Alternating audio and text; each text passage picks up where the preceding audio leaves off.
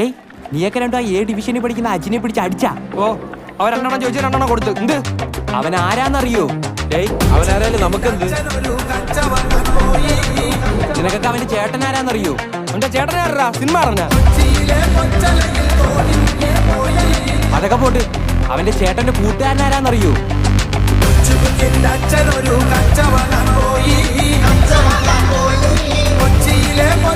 തീർന്നടാ, നീയൊക്കെ തീർന്നു.